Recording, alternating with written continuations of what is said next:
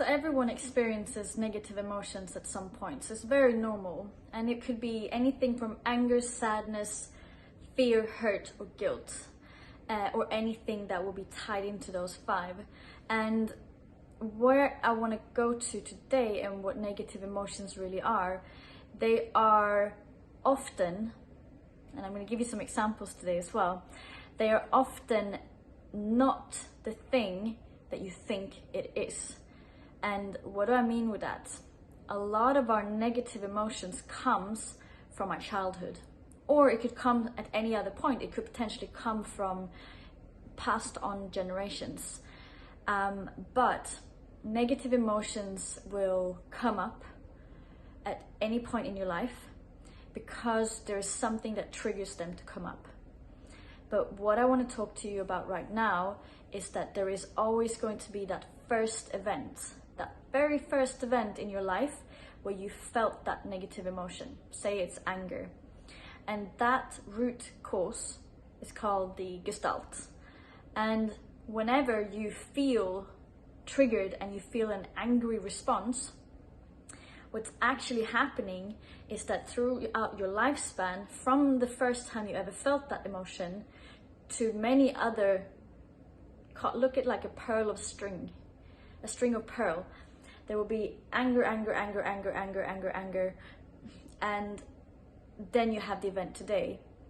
So you might ever, and this is something that you might ask yourself, if you might have argued with your spouse about leaving his or her socks on the floor when you've already told him or her that just put in the wash bin. When they're dirty, put them in the wash bin.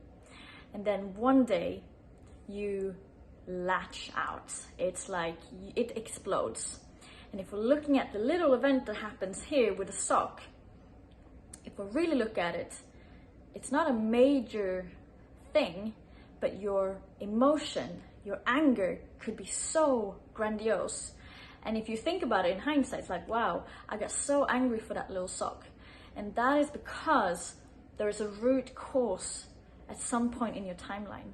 So releasing negative emotions, if you hold on to a lot of anger, if you hold on to a lot of sadness, fear, hurt, guilt, then we want to go back and find the root cause and release it.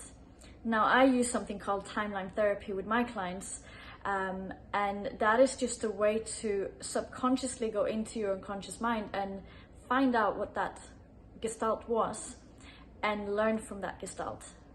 Learn from the root cause, and then see that if you can deal with the root cause, where the very first emotion ever came, the emotions afterwards should disappear. And so limiting beliefs and negative emotions, they're usually tied together a little bit. And usually when it comes to limiting belief, it's again that one first time, maybe your teacher said you can't read, or you pronounce something wrong and they said, oh, that's wrong. And as a child, that was the first moment when you realized that you couldn't read. And so you might be living now, 30 years later on, thinking that you're not a good reader because at some point in your life, someone told you something. So I won't really give you any homework on this one because it's hard to uncover limiting beliefs and negative emotions on your own. But it's a good way to understand yourself that when you get angry in the moment, usually it comes from something else. And that is itself quite empowering, because then we can go, I understand that I'm angry here, but let me calm down and then let me maybe start dealing with my anger a little bit differently, because I know it's not really this thing in the moment. And the same with all of those negative emotions. But usually in the order that you would release it, it would be you release anger, then sadness, then fear, then hurt, then guilt, because that's usually how they show up in your timeline. So I hope that this was interesting, and yeah, have a good day.